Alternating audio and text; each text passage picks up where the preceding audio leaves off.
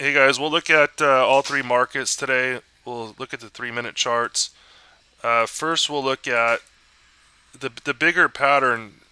We had an upper target going into today, 715 area. We basically spiked up into it, and then we fell back into the contraction. So, if you look at like a bigger chart, you can see that um, from this low, we've basically rallied pretty much straight up. There has been some calculated corrections off of it. But this is where it's very important to stick with the trend, right, and not try to pick these tops. It's really easy to try to say, oh, this is the top, and then convince yourself of that, and it really gets you in trouble the next day. On any weakness, you'll try to short a 3 minute chart. There's really not enough time or price in the pattern to really make it worth the risk to actually trade counter trend.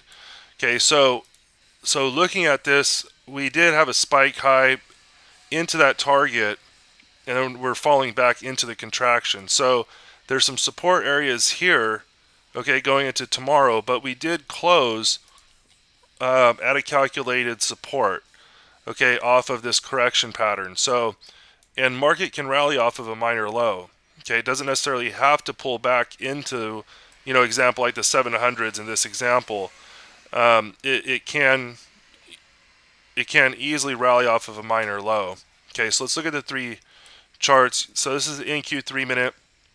Basically gapped up. We ran up into the blue bars, and that was the high of the day.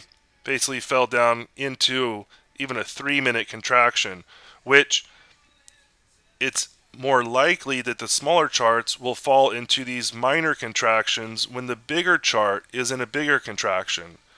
Okay, so it's just as it develops, smaller patterns can turn into bigger patterns, and inside of a bigger pattern, a lot of patterns that are the same, meaning the bigger is in a contraction, and you look at the 3 minute, and after we made this spike and we came down, we were in a contraction all day. So it's really the condition of the market is very important to understand before the event happens. So you're trading with the market. If you're thinking we're going to have this really big expansion and you're getting in thinking that you're going to hold the trade too long, okay, and you're going to give up the smaller profits that should be traded in a bigger contraction. Okay, meaning in a contraction, you're going to want to scalp for a couple points, not hold for a 10-point runner because it's just the odds are too far against you. Okay, so NQs did have a blue bar. Okay, ES also had blue bar highs. Okay, but the Russell didn't. And this is why we use all three markets. Okay, because if one of them has the blue bar highs, we're going to act like they all do. Okay, it's a good way to confirm the other markets. Okay, and even though there wasn't a really big move, the color change did pick up the direction even on the minor moves.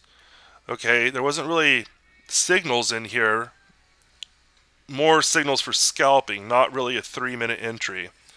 Okay, so we did have some yellow bars inside of the contraction, but nothing really major happened off of them. Same with the NQs.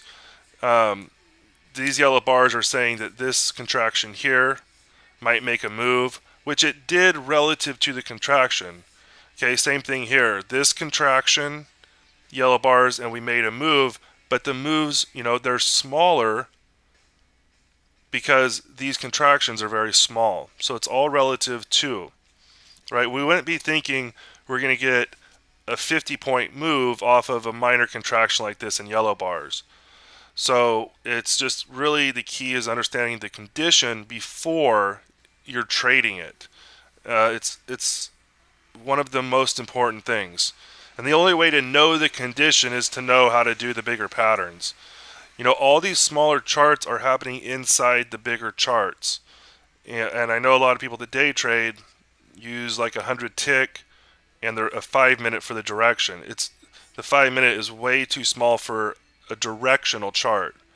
It's still that is really still just happening inside the bigger. So it's really important to understand the bigger patterns and like the bigger levels like we had up here today. So if anyone has any questions, email us at trade@eMiniSchool.com.